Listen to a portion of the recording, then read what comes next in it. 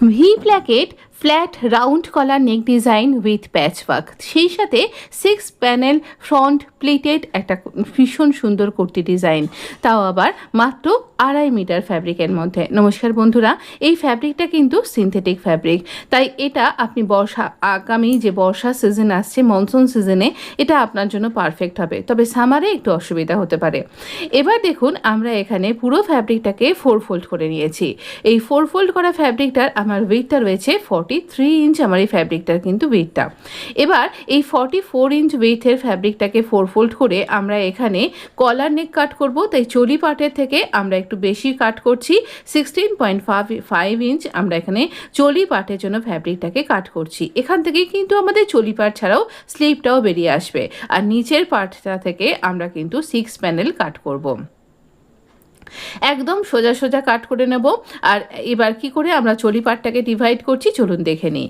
এবার পুরো যে ফ্যাব্রিকটা, সেই চলি পাটের জন্য নির্ধারিত এই ফ্যাব্রিকটাকে আমরা আমাদের চেস্টের 4 ভাগের 1 ভাগ, তার সাথে লুজিং যতটা আপনি চাইছেন 1 থেকে 1.5 বা 2 ইঞ্চি মতন লুজিং নিচ্ছি, নিয়ে 13 ইঞ্চিতে ফোল্ড করলাম। বাকি ফ্যাব্রিকটাকে স্লিভের জন্য আমি রেখে দিচ্ছি। এখানে আমি স্লিভ ডিজাইনও দেখেছি, তাই আপনি পুরো ভিডিওটা ওয়াচ করুন, আমি সব কিছু ডিটেলিংয়ের সাথে এখানে আপনার সাথে শেয়ার করেছি। এখানে এবার আমরা এখানে দেখুন, এটা একটা কলার নেক কুর্তি ডিজাইন। আমি এখানে ব্যাক পার্টটাকে 1 ইঞ্চি লম্বা রেখেছি, আর এখানে আমি এইরকমভাবে 8 ইঞ্চি আমার শোল্ডার, আর তারপর 1 ইঞ্চি আমি ড্রপ নিয়েছি, আর 7.5 ইঞ্চ আমি এখানে আর্ম রাউন্ডের জন্য মার্ক করেছি। তো এখানে আমাদের ফ্রন্ট এবং ব্যাক দুটো পার্টি 1 ইঞ্চি ড্রপ নিতে হবে, আর 7.5 ইঞ্চ তাই আমরা আর্ম রাউন্ডের জন্য নেব। এতে করে আমাদের পারফেক্ট একদম কিন্তু ফিটিংসটা হবে। এইরকমভাবে মার্ক করে নেব, আর তারপর এরপরে এর নিচে আমরা চেস্টের 4 ভাগের 1 ভাগ, তার সাথে 2 ইঞ্চি লুজিং নিয়েছি, আপনি 1 বা 1.5 ইঞ্চিও নিতে পারেন। এইখানে যে কর্নারটা হলো সেখানে আমি 1.5 ইঞ্চিতে মার্ক করলাম, আর এই 7.5 ইঞ্চ এই দাগটার আমি অর্ধেকে মার্ক করব। আর ফিটিংসের পয়েন্ট 3টে পয়েন্ট জুড়লেই আমরা আর্ম রাউন্ড পেয়ে যাব। 0.75 ইঞ্চ ফ্রন্টের ডেপথের জন্য মার্ক করব, আর এই রকমভাবে আমরা ফ্রন্টের ডেপথটাকে সুন্দরভাবে মার্ক করে নেব। আমাদের ফ্রন্টের ডেপথ কিন্তু মার্ক করা হয়ে গেছে। এরপর আমরা এখানে আমাদের ওয়েস্টের 4 ভাগের 1 ভাগ, তার সাথে 2 ইঞ্চি লুজিং নেব। এইভাবে আমরা কিন্তু সুন্দরভাবে আমাদের ওয়েস্টের মার্কের সাথে আমাদের 2 ইঞ্চি ফুল ওয়াস্ট সহ এখানে কিন্তু একটা কার্ভ লাইন ড্র করব। এবার এইখানে দেখুন, আমাদের এইরকমভাবে আমরা কার্ভ লাইনটা ড্র করছি।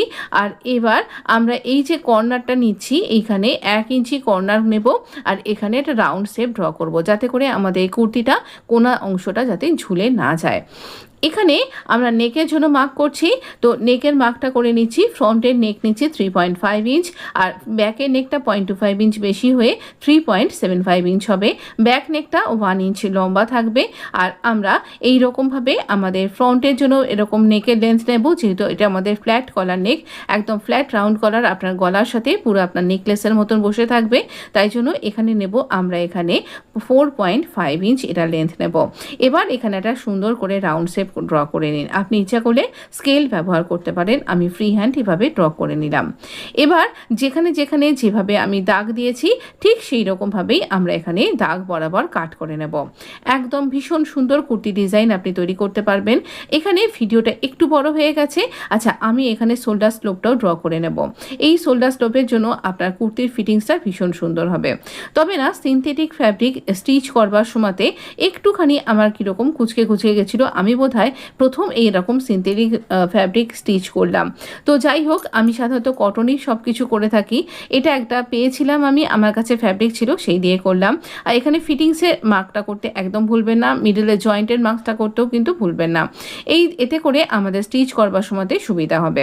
আমরা যখন স্কার্ট পার্টটা জুড়বো তখন সুবিধা হবে, আমরা যখন ফিটিংসের সেলাই দেবো তখন সেই সময়তেও সুবিধা হবে। একদম দাগ বরাবর ফ্রন্ট এবং ব্যাকের সমস্ত পার্টগুলোকে আমরা এখানে দাগ বরাবর কাট করে নেব। আপনি এইভাবে ভীষণ সুন্দর কুর্তি ডিজাইন কিন্তু তৈরি করতে পারবেন। আমি এখানে ডিটেলসের সাথে কলার নেক কী করে কাট করবেন, কি করে মেজারমেন্ট নিতে হবে, কিভাবে কলারটাকে তৈরি করবেন, কি করে তাকে স্টিচ করবেন, সব কিছু দেখিয়েছি। তাই আশা করব আপনি পুরো ভিডিওর সাথে জুড়ে থাকবেন। এবার স্কার্ট পার্টটা প্রথমে ভেবেছিলাম এটা আমব্রেলা কাট কুর্তি করেই ঘের করব, তাহলে পরে আমার স্টিচিং করতে অনেক সুবিধা হবে। কিন্তু এখানে দেখুন, এখানে আমি আমব্রেলা কাট করতে গেলে আপনি কি করতে পারেন সেটা একবার আগে বুঝিয়ে দিই। ফোল্ডেড সাইডের সাথে ফোল্ডেড সাইড মিলিয়ে আমরা চলি পাটটাকে রাখবো। এবার এখান থেকে আমরা এর মেজারমেন্ট করব আমাদের লেন্থটা। এখান থেকে যে নিচে যে লেন্থটা পাচ্ছি সেখান থেকে কিন্তু আমার ঠিকঠাকভাবে পুরো লেন্থটা আসছে না। এখানে দাগ দিলাম, আর এখান থেকে যখন লেন্থটা মার্ক করছি আমার লেন্থটা কিন্তু অনেক কম হয়ে যাচ্ছে। এতটা অংশ নিচের দিকে জুড়েও কিন্তু আমি ঠিকঠাকভাবে করতে পারছি না। তাহলে আমরা কি করব, আমার লেন্থটা বাড়ানোর জন্য আমি এখানে পুরো ফ্যাব্রিকটাকে আমব্রেলা কাট না করে একে প্যানেল করে কাট করলাম। এই অংশটা আমি এডিট করে বাদ দিয়ে দিতে পারতাম, কিন্তু আপনার ক্ষেত্রে যদি এই প্রবলেমটা ফেস করতে হয় তাহলে আপনি এই রকমভাবেও আমব্রেলা কাট কুর্তির মতনই ঘের পেয়ে যাবেন, অথচ আপনার লেন্থটাও ঠিকঠাক থাকবে। তাই এই প্রবলেমটা সলভ করবার জন্য এই অংশটা আপনার সাথে শেয়ার করলাম। কেমন লাগলো এই আইডিয়াটা আমাকে অবশ্যই জানাতে ভুলবেন না। দেখুন আমাদের লেন্থটা কিন্তু অনেকখানি বেড়ে যাবে। এবারে দেখুন আমি 4 ইঞ্চি ফোল্ডেড সাইডের সাথে ফোল্ডেড সাইড মিলিয়ে রেখেছি এখানে, আর 4 ইঞ্চির পরে মেজার করলাম 7.5 ইঞ্চ হচ্ছে। এবার অপোজিট সাইডেও আমরা এখানে 7.5 ইঞ্চিতে মার্ক করছি, আর এইভাবে আমরা দুটো পয়েন্টকে এইভাবে জুড়ে দেব। এতে করে একটা কার্ভ লাইন আমরা কিন্তু পেয়ে যাব। একদম সোজাভাবে দুটো পয়েন্টকে জুড়ছি, আর আমি এখানে উইথ লুজিং কিন্তু এইরকম মেজারমেন্টটা নিয়েছি। আপনি 1/2 ইঞ্চি করে কমও নিতে পারেন যদি আপনি লুজিংটা না রাখছেন। এবার এইভাবে দাগটা দিয়ে নেবার পরে আমরা এখানে দেখুন তলায় একটা কার্ভ লাইন ছিল আমাদের বডিটা শেপের অনুযায়ী, আর এইরকমভাবে যদি আপনি কার্ভ লাইনটা দেন তাহলে আপনার কুর্তির শেপটা কিন্তু ভীষণ সুন্দর হবে। কাটিং করবার সময়তেও আমরা এই কার্ভ লাইনটাকে বজায় রাখবো। একদম দাগ বরাবর আমরা এখানে কাট করে নেব, আর এতে করে আমাদের কুর্তির লেন্থটাও বাড়বে, কুর্তির যে আমাদের ঘেরাটা সেটাও কিন্তু বেড়ে যাবে। যেহেতু আমার এই ফ্যাব্রিকের ডিজাইনটার কোনো রকম এদিক ওদিকের ব্যাপার নেই, একই রকমের ঢালা একটা ফ্লাওয়ার প্রিন্ট, আর সেই জন্যই আমি এটাকে এইরকম করে ঘুরিয়ে নিতে আরও বেশি সক্ষম হয়েছি। কোনো ফিগার, কোনো অ্যানিম্যাল ফিগার, কোনো মোটিভ থাকলে সেরকম অসুবিধা হতো, তাই এই রকম করে আমি সহজেই এটাকে ঘুরিয়ে ফেলতে পারলাম। প্যানেলটা বুঝে নিই, মিডলে রয়েছে দুটো প্যানেল, এই দেখুন, আর আমার দিকে রয়েছে 4টে প্যানেল। এই দুটো প্যানেল মাঝখানে থাকবে, আর এই 4টে প্যানেল দুটো করে আমাদের দুপাশে চলে যাবে, ফ্রন্ট এবং ব্যাক। তাহলে আমরা পেয়ে গেলাম 6 প্যানেল কুর্তির ঘেরাটা। এবার এই ঘেরাটাতে আমরা দেখুন কতটা হয়েছে, আমি পুরো ক্যামেরায় আনতে পারিনি। একদম এইরকম এই ঘেরাটার এই দিক থেকে এই দিকে একদম সোজাসুজি ওপর থেকে নিচ অবধি কলিগুলোকে অ্যাটাচ করে নেব। কলি অ্যাটাচ করবার সময়তে অবশ্যই উপর থেকে নিচের দিকে অ্যাটাচ করতে হবে। একটা পার্ট হয়ে গেল।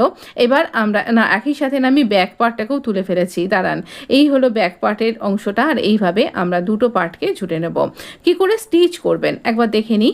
এইরকমভাবে আমরা এখানে স্টিচ করব ওপর থেকে নিচ অবধি। আমার না এখানে একদিকে কিনারির অংশ পড়েছে, তো এই কিনারির অংশটাকে সাইডে সরিয়ে দিয়েছি, আর ওপর থেকে নিচ অবধি আমি এভাবে স্টিচ করছি। এইভাবে কিনারির অংশ ছাড়াও কিন্তু নর্মাল আপনি এইভাবে স্টিচ করতে পারেন। যাদের ইন্টারলক করার অসুবিধা আছে বা আপনার কাছে খুব তাড়াতাড়ি অনেক কিছু সেলাই করতে হবে, সেই ক্ষেত্রে এই টিপসটা ফলো করতে পারেন, ভালো লাগবে। তো এরপর এই কিনারির অংশটাকে 1/2 ইঞ্চি ফোল্ড করলাম। আমি তো লুজিং নিয়েই চলছিলাম, তো আমার এখানে কোনো ফ্যাব্রিক শর্ট পড়বে না। আর উল্টে আমাকে ফ্যাব্রিক বেশি হয়ে গেছে বলে আমি কি করেছি আপনাকে পরে বলছি। তো দেখুন এইরকমভাবে স্টিচ করলাম, আমাকে ইন্টারলক করতে লাগলো না। আর কিনারির অংশ বলে এখানে কোনো সুতো ওঠার ব্যাপার নেই, তো এইভাবে আমি সমানভাবে স্টিচ করলাম। এইবার আমরা এখানে পুরোটা স্টিচ করে নিয়েছি, আর কলি জয়েন্ট করার পর নিচের দিকটা তো একটু অসমান হয়েই যায়, আর আমরা এখানে এই লাইন কুর্তির যে একটা রাউন্ড শেপ তৈরি হয় আমব্রেলা কাট কুর্তির মতন, সেটাও কাট করিনি। একই সাথে সব কিছুকে সমান করব। একদম উপরের দিকটা ইকুয়াল করে নিলাম, তারপর এরকম করে ফোল্ড করছি, আর এখানে 4 ফোল্ড করা অবস্থায় এইভাবে টান করে রাখবো। রেখে আমরা মোটামুটি এই আমার দিক থেকে এই 2.5 ইঞ্চি বা 1.5 ইঞ্চি মতন এরকম নেব, নিয়ে এইভাবে আমরা এখানে রাউন্ড শেপ দিয়ে নেব। তো এতে করে ভীষণ সুন্দর কিন্তু দেখুন একটা আমব্রেলা কাট কুর্তির ঘের হলো। একবার মেপে দেখিয়ে দিই কত ইঞ্চি হচ্ছে। এখানে 4 ফোল্ড অবস্থায় এখানে আমার ইঞ্চিটা দাঁড়াচ্ছে এখানে এইরকমভাবে 23 পয়েন্ট, একে 23 ইঞ্চ হচ্ছে। একে 4 দিয়ে গুণ করুন, তাহলেই বুঝতে পারবেন কতটা ঘেরা হলো। এবার স্লিভে আসি। 11 ইঞ্চি উইথ আর 7.5 ইঞ্চি 7.5 ইঞ্চ আমার এই স্লিভের জন্য ফ্যাব্রিকটা 3.5 ইঞ্চিতে ড্রপ দেব, আর এখানে স্লিভের রাউন্ডটা ড্র করে নেব। এইরকমভাবে স্লিভের রাউন্ডটাকে ড্র করে নিলাম, আর তারপর এখানে আমরা 7.5 ইঞ্চ আমার স্লিভের বটমটা সেটাতে মার্ক করব। আর এখানে এক্সট্রা এই অংশটা আমার পেয়েছি রেখেছি, এই অংশটা বাঁচা ফ্যাব্রিক এইটাকে এখানে রাখছি। এই 7.5 ইঞ্চি এর উইডথটা রয়েছে, যতটা আমার মহুরিটা রয়েছে। তো এইভাবে আমি এখানে ইনক্রিজ করব, সাথে জয়েন্ট লেস লাগাবো, কাফ লাগাবো। তো এইটা কাফের কাজ করবে। আর এই রকমভাবে আমরা স্লিভটাকে ড্র করে নেব। তো এখানে প্রচণ্ড হাওয়া দিচ্ছিল, তাই ফ্যাব্রিকগুলো সমস্ত উড়ে যাচ্ছিল। তো এই রকমভাবে আমরা এখানে ড্র করে নিলাম, আর এভাবেই দাগ বরাবর কাট করব। ফ্রন্টের ডেপটা কাট করতে কিন্তু আমরা একদম ভুলবো না। এইবার আমরা এখানটা দেখুন জোড়া রয়েছে, এখানটাতে ওটা নচ করে নেব, আর এই জোড়া অংশটাকে কাট করে নেব। এই রকমভাবে জোড়া অংশটাকে কাট করে নেব এবং পুরো স্লিভটাকে খুলে নিচ্ছি। দুটো উল্টো সোজা দিক ভেতর দিকে চলে গেছে। আর এবার আমরা ফ্রন্টের ডেপটাকে কাট করে নেব। ফ্রন্টের ডেপটা কাট করব, দুটো সোজা দিক মুখোমুখি বা দুটো উল্টো দিক মুখোমুখি রেখে কাট করতে হবে। এবার এই যেখানটা কাফ তৈরি করব সেই অংশটাকে এরকম খুললাম, খুলে এইরকম লম্বা দিক করে আমরা এখানটাতে স্টিচ কাট করে নেব। এই অংশটাকে এরকম সোজা সোজাভাবে আমরা এখানে কাট করে নিচ্ছি। একদম সুন্দরভাবে এখানে কাটিংটা হয়ে গেছে। এবার এই দুটো পার্টকে আমরা জুড়ব একটা জয়েন্ট লেসের সাহায্যে। প্রথমে আমি এই দুটো পোর্শনের দুটো দিককে পিকো করে নিয়েছি, আর তারপর এই একটা পোর্শনকে ফোল্ড করে পিকো অংশটাকে একটা সিঙ্গেল ফোল্ড করেছি, করে এই রকমভাবে আমরা এর ওপরে এই যে জয়েন্ট লেস তার যে কিনারিটা রয়েছে তার ওপরে স্টিচ করব। একদম কিনারি বরাবর স্টিচ করব লেসের ওপর দিয়ে। তো এইভাবেই লেসের কিনারি অংশটা ঢেকে যাবে, আর আমরা এখানে পেয়ে যাব ভীষণ সুন্দর একটা স্লিভ ডিজাইন। তো এইভাবে আমরা না এখানেই ছেড়ে দেব না, আমি বললাম না কাফটাকে জুড়বো, আর সেখানে আরও একটা সুন্দর আমাদের লেন্থটা বেড়েও যাবে, সুন্দর একটা ডিজাইন ক্রিয়েট হবে। এক্সট্রা লেসকে কাট করে দেব।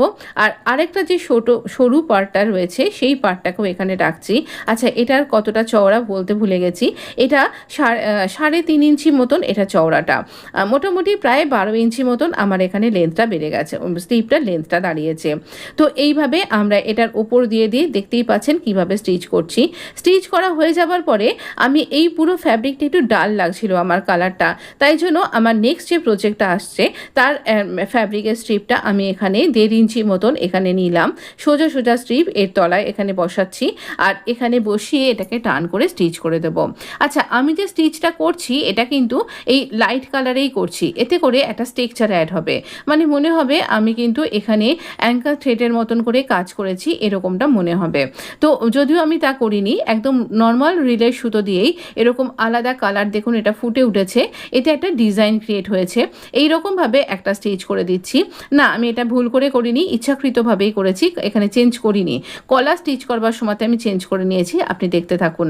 এবার এই কিনারির অংশটা তো আরেকটা স্টিচ করলে এখানে ডিজাইনটাও ভালো দেখতে লাগবে, আর এখানে সেলাই ফ্যাব্রিকটাও ভালো বসে যাবে, তাহলে স্লিভের লেন্থটাও বেড়ে গেল আর ডিজাইনও একটা ক্রিয়েট করা হলো। তো এই হচ্ছে আমাদের স্লিভটা, দেখুন ভালো হয়েছে না? এই দেখুন, বলছিলাম না স্টিচ করার সময় বারবার কুঁচকে যাচ্ছে, তো এইটা একটা ফিনিশিংয়ের প্রবলেম, এই আমি খেয়াল রাখবো এটা কি করলে এটা না হয়। আপনাদের যদি কোনো পরামর্শ থাকে দিতে পারেন।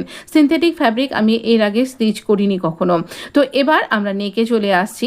নেকে এইরকম একটা প্যাচ লাগাবো, যেহেতু রাউন্ড নেক, ওপর দিক থেকে মোটামুটি 2 ইঞ্চি ওপরে রেখে দিলাম, আর নিচের দিক থেকেও একটুখানি সামান্য বাড়িয়ে রাখছি, সামান্য পয়েন্টের 2 পয়েন্ট মতন। এখানটাতে মার্ক করলাম, এখান থেকে নেকটা তৈরি করতে হবে। তো নেকের জন্য মার্ক করছি 0.75 ইঞ্চ ফোল্ডেড সাইড থেকে, আর তারপর এখানে একটা ভি নেক তৈরি করব আমরা, ভি প্ল্যাকেটের মতন করে ভি প্যাচ তৈরি করব, 2.5 ইঞ্চিতে মার্ক করলাম। এবার এই অংশটাকে, এই দুটো পয়েন্টকে আমরা অ্যাজ এ ভি নেক করে আমরা এখানে শেপটাকে জুড়ে দেবো এইরকমভাবে। তো এইভাবে জুড়ে দিলাম। আর তারপর এই স্কেলটার কী কী ব্যবহার আপনি জানেন আমাকে জানাতে ভুলবেন না কিন্তু, আর যদি না জেনে থাকেন আমাকে কমেন্ট করে জানান, আমি আপনাকে শিখিয়ে দেবো। 2.5 ইঞ্চিতে মার্ক করব ফোল্ডের সাইড থেকে, আর ঠিক এইরকমভাবে একটা কার্ভ লাইন ড্র করব গ্লাস শেপের মতন করে, কার্ভ গ্লাস শেপ যেরকম হয় ঠিক সেরকম করে ড্র করব। যখন কাট করব আমরা মোটামুটি কিছুটা সিম রেখে এখানে ফ্যাব্রিকটাকে কাট করব।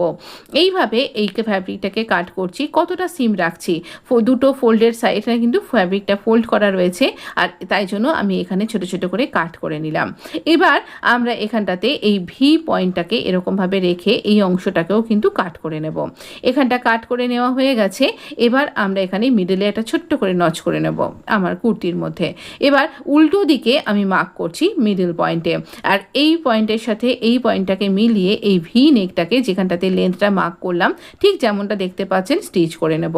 এখানে এই লেসটাকে আমি কাটছিলাম, হ্যাঁ হ্যাঁ, এই লেসটাকে কাটছিলাম, প্রথমে ভেবেছিলাম আমি একটা বেল্ট তৈরি করব, তারপরে ভাবলাম এটা সাইডে অ্যাটাচ করব, কিন্তু তারপর কোনোটাই এর সাথে মানাচ্ছিল না, তাই জন্য ছেড়ে দিলাম।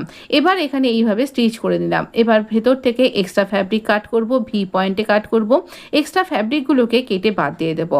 ছোট ছোট করে সাইডে কাট করব, কারণ এটার ফিটা শার্প নয়, একটু রাউন্ড হয়ে গেছে কিন্তু।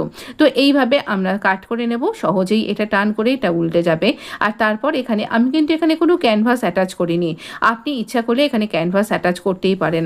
তো এখানে ক্যানভাস লাগালে অনেক বেশি মোটা মোটা দেখতে লাগবে, আর আমার ফ্যাব্রিকটা যথেষ্ট থিক রয়েছে, তাই জন্য আমি কিন্তু এইরকমভাবেই করছি। আপনার মনে হলে ফ্যাব্রিকটা যদি আপনার খুব থিন হয়ে থাকে, তাহলে অবশ্যই আপনি কিন্তু ক্যানভাস ইউজ করতে পারেন। আমি ভি পয়েন্টটা শুধুমাত্র এখানে স্টিচ করলাম পয়েন্টের সেলাই দিয়ে। দেখুন আমি থ্রেডটা চেঞ্জ করে নিয়েছি কিন্তু। এবার আমি যতখানি অংশ ফোল্ড করেছি সেই অংশটাতেই কিন্তু স্টিচ করব, দাগ কাট করে নিয়েছিলাম না। তো এবার এখানে যখন স্টিচ করব, আমি কিন্তু একটা লেসকে অ্যাটাচ করছি। লেসটার এই কিনারির অংশটা পুরোপুরি স্টিচ করে দেব।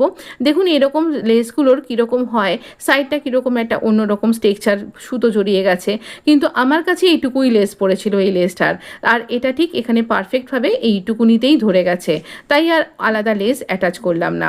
তবে এই রকমভাবে আপনিও করতে পারেন। আপনার কাছে টুকরো লেস থাকলে আপনি কিভাবে ডিজাইন করেন আমাকে কিন্তু অবশ্যই জানাবেন।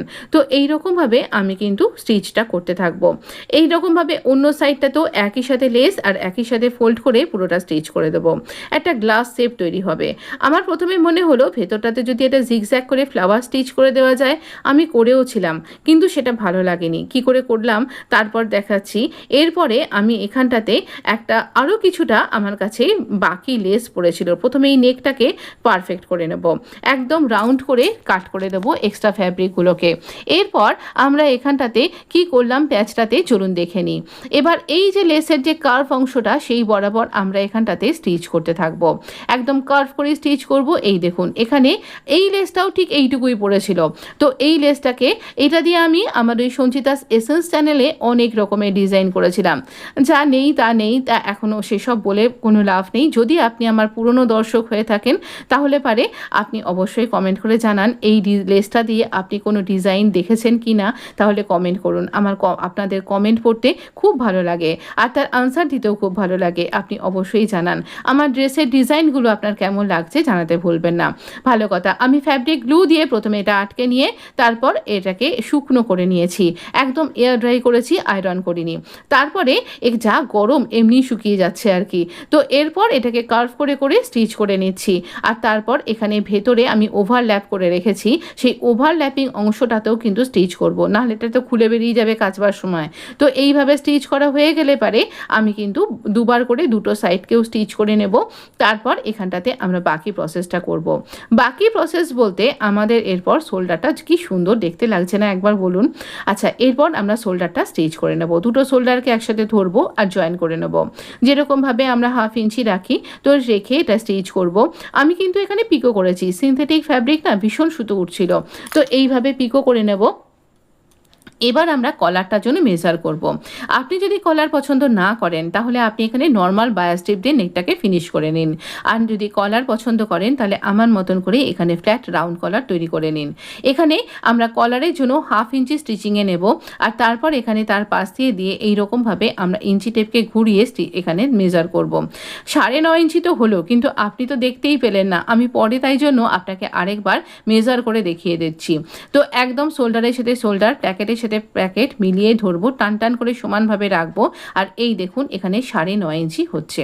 তো আমার না একটা ব্যাপার আছে, এটাকে কি বলে জানি না, আমি সব কিছুকে বিশেষ করে কলার মেজার করবার সময়তে আমি সবসময় 2-3 বার করে ঘুরিয়ে ঘুরিয়ে এরকমভাবে মার্ক করে নিই।